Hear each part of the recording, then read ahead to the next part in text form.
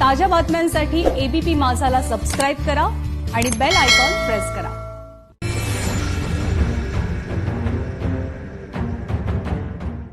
ABP माझावर सध्या आम्ही गेले काही दिवस म्हणजे विशेषतः कोरोनाचं हे थैमान जगभरात, महाराष्ट्रात, भारतात सुरू झाल्यानंतर कोरोनाशी लढताना असा एक संवादाचा कार्यक्रम सुरू केलाय, ज्यामध्ये विविध मान्यवर राजकारणातून, समाजकारणातून, आरोग्य क्षेत्रातले हे मान्यवर इथं येतात आणि त्यांच्या परीनं ते या आपत्तीला कसं तोंड देतात ते जाणून घेण्याचा आपण प्रयत्न करतोय। आज आपल्यासोबत आहेत आमदार रोहित पवार, राष्ट्रवादी काँग्रेसचे नेते आणि आमदार, आणि ते आपल्याला त्यांच्याशी आपण संवाद साधायचा आहे तो या मुद्द्यांच्या भोवती की खास करून आता लॉकडाऊन 2.0 मध्ये महाराष्ट्र गेल्यानंतर महाराष्ट्र आता कोरोनाशी लढण्याच्या स्थितीत कुठेपर्यंत पोहोचलेला आहे।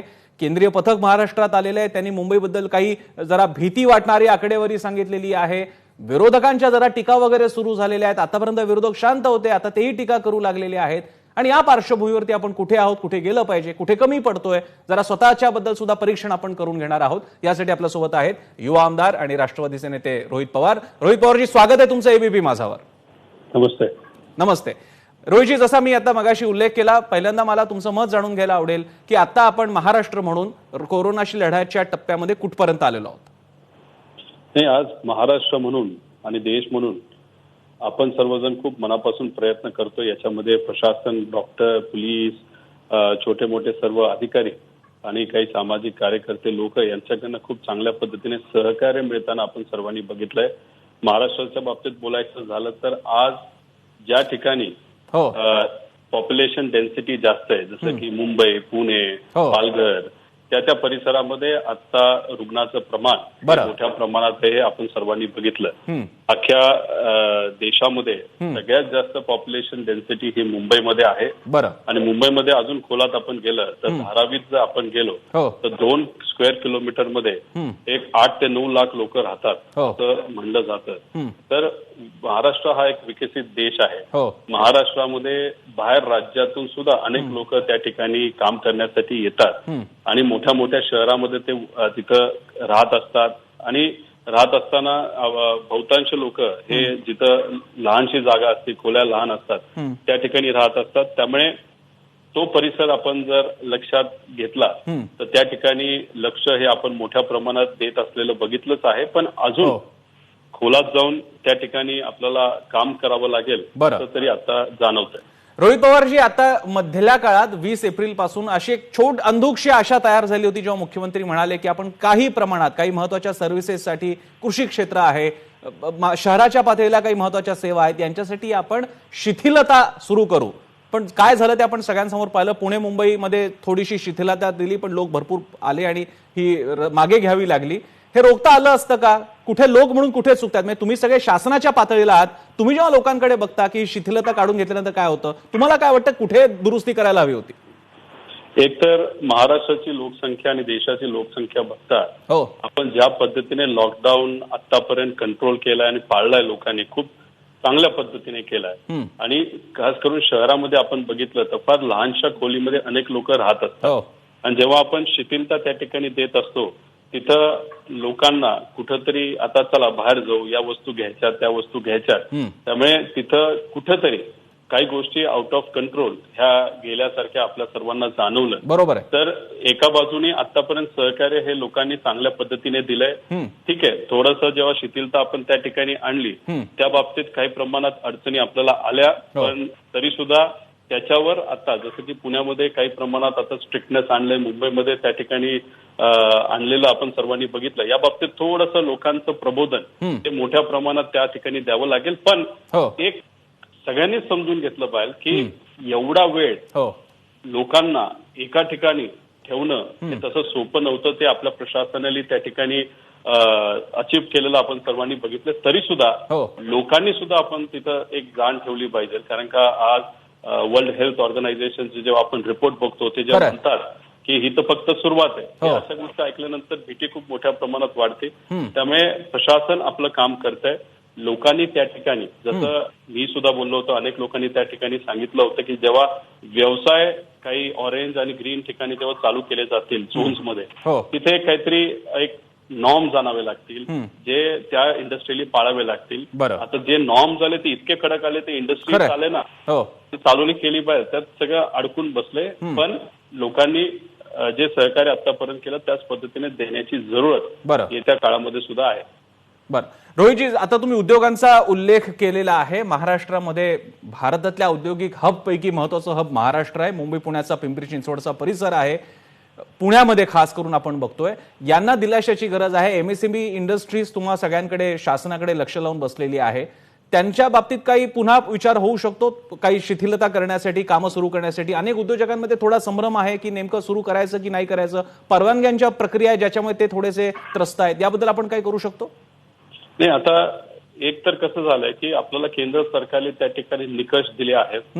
आता केरळाचं उदाहरण त्या ठिकाणी घेतलं तर त्यांनी लॉकडाऊन खूप मोठ्या प्रमाणात काढलं हो. आणि मग केंद्र सरकारने त्यांना सांगितलं की असं करून चालणार नाही. त्यामुळे केंद्र राज्य सरकारला त्या ठिकाणी चर्चा संवाद करून ते नियम करावे लागतील. बरं. पण मोठ्या इंडस्ट्री आणि लहान इंडस्ट्री बघितल्या तर दोन पर्यायाने आपल्याला त्यांच्या अडचणी आहेत त्या सोडवाव्या लागतील. एक, लॉकडाऊन मधून बाहेर निघत असताना आता एक त्याच्यामध्ये अट आहे हो. की आपल्या कंपनीमध्ये काम करणारा एखादा व्यक्ती जर त्याला करोना झाला तर पुढचे 3 महिने ती कंपनी चालूच होऊ शकत नाही. हो. आता होऊ नये यासाठी सगळेजण काळजी घेतील. बरोबर आहे. चुकून त्याला कंपनीमुळे नाही पण वेगळ्या कारणामुळे जर झाला तर हो. कंपनी अडचणीत येऊ शकते. मग लोक म्हणतात 3 तारखेनंतर आपण बघूया. आता आपल्याला आरोग्याच्या अडचणीतून बाहेर निघणं अतिशय महत्वाचं, जीव महत्वाचा आहे. बरोबर. साईड बाय साईड या इंडस्ट्री रिव्हाइव्ह करणं पण तितकंच महत्वाचं. आता आपण तुम्ही मगाशी स्मॉल अँड मीडियम स्केल म्हणला. हो. अख्ख्या भारतामध्ये 2.5 लाखापेक्षा जास्त कोटी रुपये या इंडस्ट्रीमध्ये आज त्या ठिकाणी गुंतलेले आहेत. 11 कोटी लोक या इंडस्ट्रीवर काम करतात. मग त्यांना त्या ठिकाणी दिलासा देत असताना, लॉकडाऊन मधून बाहेर निघत असताना काही शिथिलता, पण कंपनीमध्ये आल्यानंतर काय रूल्स रेग्युलेशन पाळायचे याच्या बाबतीत त्या ठिकाणी थोडंसं क्लॅरिटी आणणं महत्वाचं आहे. दुसरं, या इंडस्ट्रीला आणि काही मोठ्या ठराविक जिथं जास्त लोक काम करतात त्या इंडस्ट्रीला लोन रिशेड्युलमेंट करणं महत्वाचं आहे.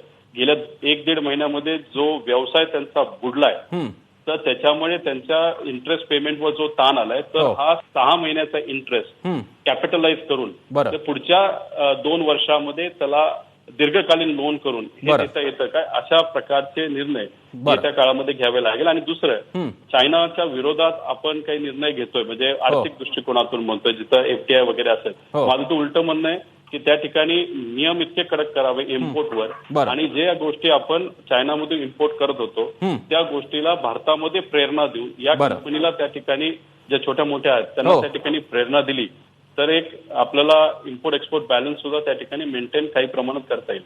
बरं, रोहितजी, शेतीकडे थोडंसं वळूयात. पवार कुटुंबियांना शेतीबद्दलचं प्रेम जगजाहीर आहे. तुम्ही स्वतः शेतकरी, तुमची स्वतःची कंपनी आहे त्या क्षेत्रात काम करणारी आणि महाराष्ट्रातला मोठा उद्योगाचा भाग आहे शेती क्षेत्र. गेल्या काही दिवसांपासून एबीपी माझावर सुद्धा अगदी छोट्या शेतकऱ्याच्या वांग्याच्या शेतीमध्ये कसा त्याला ट्रॅक्टर फिरवावा लागला, इथपासून ते कोकणाचा आंबा कसा येत नाहीये, संत्र्यांचा बाजार कसा उठलेला आहे नागपूरमध्ये, केळी कशी पडून राहिलेली, त्या सगळ्यांच्या बातम्या आम्ही दाखवलेल्या आहेत. पीक आहे त्याचा कंझ्युमर सुद्धा आहे, पोचत नाहीये तो ट्रान्सपोर्टचा मुद्दा. या बाबतीत आपण काय पुढाकार घेऊ शकतो? हे नुकसान कसं कमी करायचं या बाबतीत आपली काय पावलं असू शकतात? नाही, एक तर काय झालंय की जेव्हा करोना आला होता तेव्हा द्राक्ष, केळी, मोसंबी हे सर्व जी फळबागा जी पिकं होती आणि आता काही प्रमाणात आंबा हे एकदम फुल फॉर्म मध्ये होते. म्हणजे त्याचं उत्पादन हे शेतकऱ्याच्या हातात होतं, ते फक्त मार्केट पर्यंत पोहोचायला पाहिजे होतं. मार्केट पण 2 टाईपचे असतात, एक भारतातलं मार्केट आणि भारताच्या बाहेर. बरोबर. आणि भारताचं मार्केट फक्त 2 टाईपचं आहे, एक राज्यामधलं, राज्याच्या बाहेरचं. आता जेव्हा हे निर्बंध आले तेव्हा महाराष्ट्रातून बाहेर जाणार म्हणजे महाराष्ट्र सरकारने त्या ठिकाणी थोडी शिथिलता पाळली होती शेतकऱ्यांच्या बाबतीत की अरे त्याचा माल खराब होऊ नये म्हणून. पण महाराष्ट्राचा बाहेर जायचा जो माल होता तो त्या ठिकाणी थांबला. तिथं शेतकरी आपला अडचणीत आला.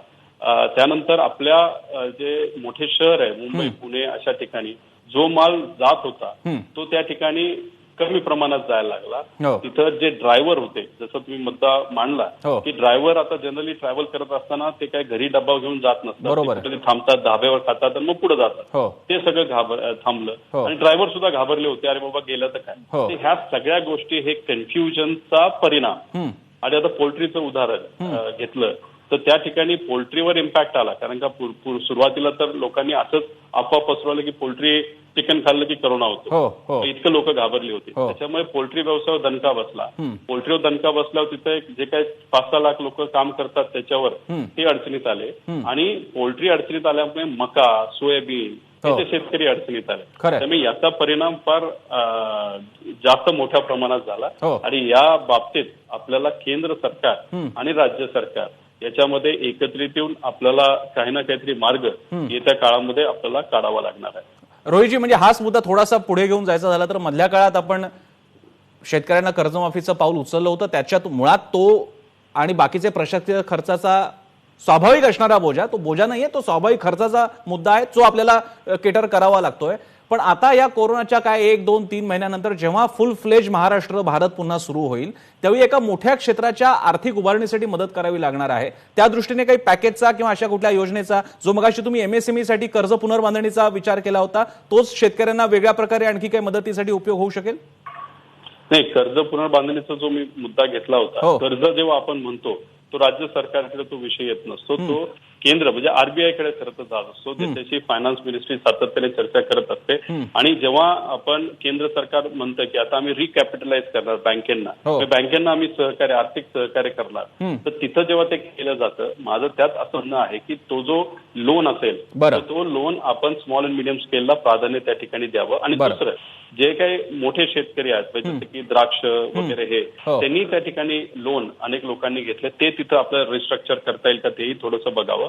केंद्र सरकार आणि राज्य सरकारनी चर्चा करून आपले जे काही शेतकरी त्या ठिकाणी आता कर्जमाफी झाली त्याच्या व्यतिरिक्त जे लोन राहिलं असेल त्याच्यामध्ये आपल्याला काही शिथिलता आणता येईल का, रिस्ट्रक्चरिंग करता येईल का, अशा प्रकारे. हे बघा, एक समजून घेतलं पाहिजे की राज्य सरकारचं अर्थकारण म्हणजे फक्त महाराष्ट्राचं आहे तसं नाही, महाराष्ट्रातलं तरी त्यातलं तर बरं असू शकेल, बाकीच्यांना अडचणी आहेत. तर आता मदत करत असताना लोकांकडे हे राज्य सरकारची ताकद लागणार आहे आणि आपल्याला केंद्र सरकारचा त्या ठिकाणी एक अधिकार आहे, नाहीतर एक त्यांचा ड्युटी आहे इतर राज्याला मदत करायची. तसं महाराष्ट्राला आणि केंद्र राज्य सरकार एकत्रित येऊन हे कामं करावे लागतील.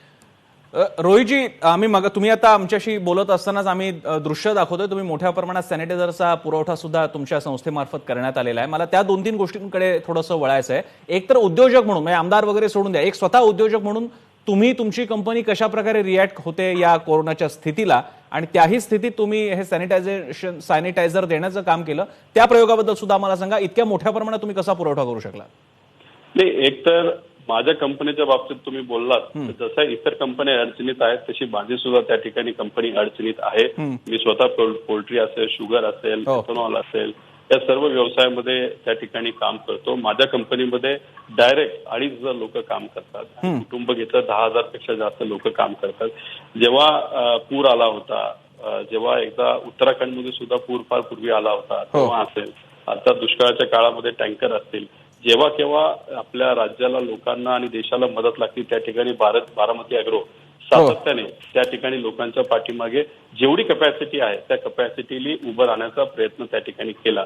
आता इथे मी व्यक्तिगत जेव्हा मी घरी होतो, लॉकडाऊन मध्ये होतो आणि आहे, जेव्हा आम्ही अधिकाऱ्यांशी बोलतो, कोणाला काय अडचण असते, तेव्हा सातत्याने बोलत असताना अडचणीपैकी अनेक अडचणी होत्या. त्यात मास्क नव्हते आणि बोलत असताना लोक मला सॅनिटायझर खूप महाग मिळतात.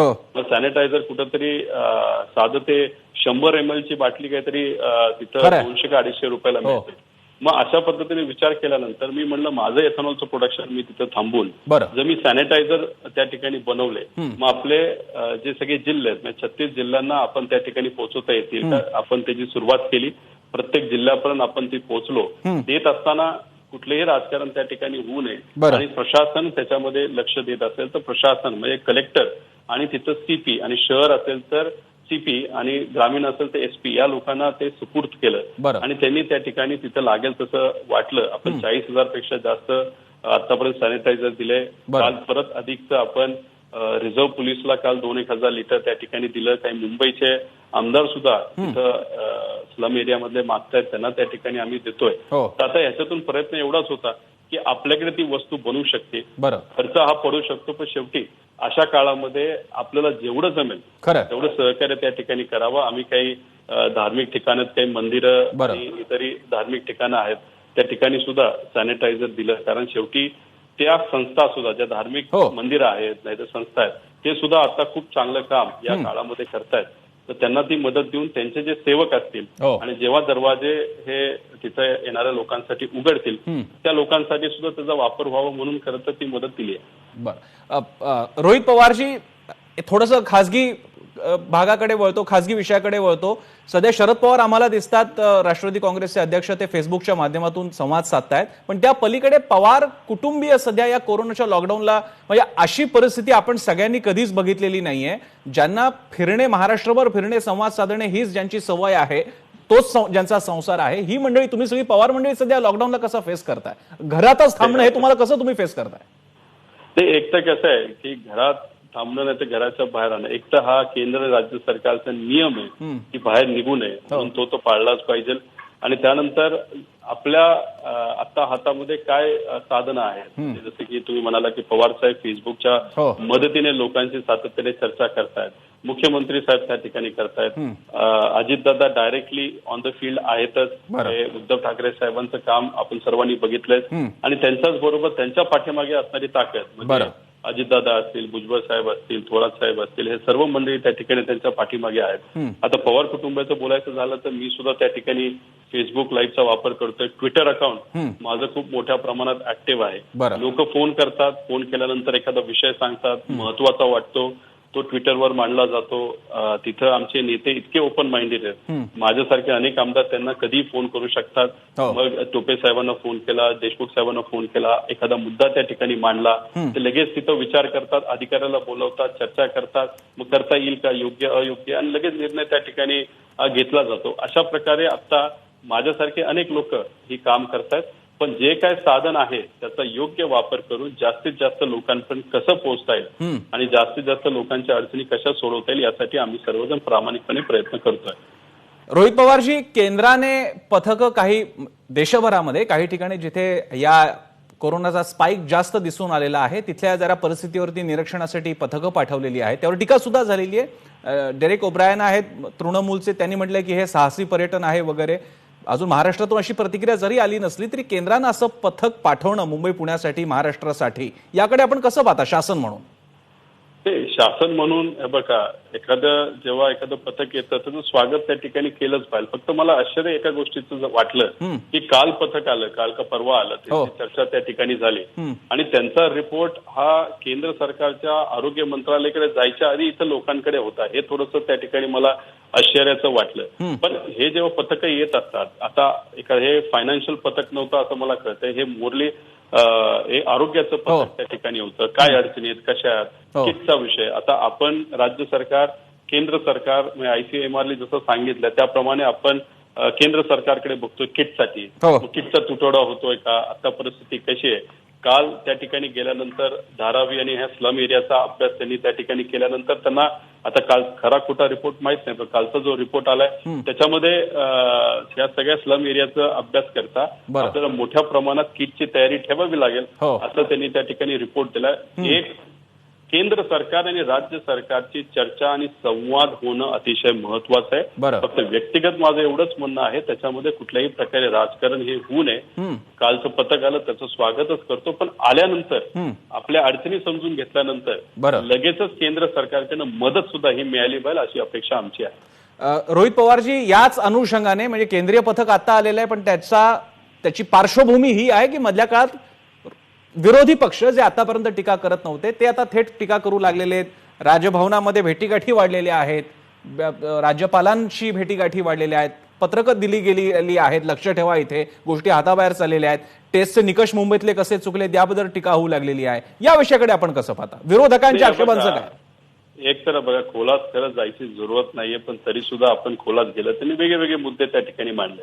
आता त्यांनी खूप मोठा मुद्दा मांडला होता, इथल्या गरिबांना अन्नधान्य, म्हणजे जे काही महाराष्ट्राच्या बाहेरून इथं मजूर आले त्यांना अन्नधान्य मिळत नाही. आता ही टीका खूप मोठी होती, त्याला उत्तर मुख्यमंत्री साहेबांनी दिलं. कसं आपण केशरी रंगावर, त्याचं प्रमाण सगळ्यात मोठं आहे केशरी रंगाचं, त्याच्यावर आपण आता धान्य सुरू केलंय. आता ही जर टीका त्या ठिकाणी केली असेल आणि तुम्ही खरंच लोकांच्या हिताचा विचार करत असाल, काल केंद्र सरकारने आपलं जे तांदूळ आहे एक्स्ट्रा भारतामध्ये, तो डायरेक्ट अल्कोहोल बनवून, दारू बनवून त्याचं सॅनिटायझर बनवण्यासाठी सांगितलं. मग तिथं तुम्ही विरोध नाही करत का? मग त्याच्यापेक्षा ते सॅनिटायझर आम्ही करतो ना, बरं. पण आम्ही उसाच्या मोलॅसेस पासून सॅनिटायझर करतो हो. आणि तुम्ही तिथं अधिक तांदूळ म्हणजे आज लोकांना खायला नाही आणि तांदूळ तिथं तुम्ही करत असाल हो. तर त्याचा विरोध त्या ठिकाणी का नाही केला तुम्ही? बरं. आणि दुसरं, मुंबईचं जे त्या ठिकाणी त्यांनी म्हणणं मांडलं होतं तो शाब्दिक खेळ होता असं माझं त्या ठिकाणी म्हणणं आहे. बरं. ICMR सांगितलं काय होतं की जे लोक करोना झालेल्या व्यक्तीच्या संपर्कात आले आहेत हो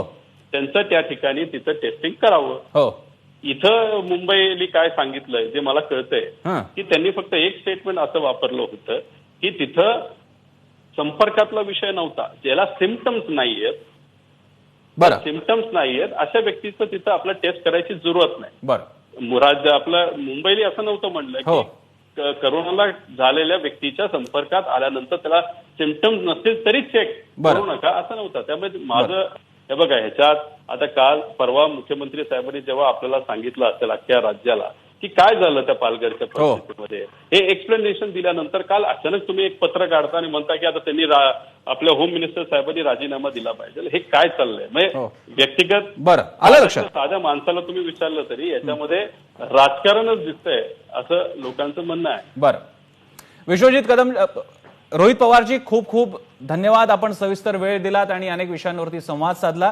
एक स्वतः उद्योजक म्हणून सुद्धा स्वतःवरची आलेली परिस्थिती तुम्ही वर्णन केलं, त्याचप्रमाणे पवार कुटुंबियांबद्दल सुद्धा सांगितलं. सगळ्यात महत्त्वाचं म्हणजे एक चांगला मुद्दा सांगितला की सॅनिटायझरचं उत्पादन सुद्धा महाराष्ट्रात वाढवता येऊ शकतं. त्यासाठी साखर कारखानदारांपर्यंत सरकारला जावं लागेल, असे उपक्रम राबवावे लागतील. ज्याचे त्याचे प्रयोग आहेत, हे लगेच एका रात्रीत होण्यासारखा प्रकार नाहीये. आणि त्याचप्रमाणे आपण कुठे चुकतोय याच्याबद्दल सुद्धा आपण टिप्पणी केली. खूप खूप धन्यवाद रोहित पवारजी, आपण आम्हाला वेळ दिला यासाठी.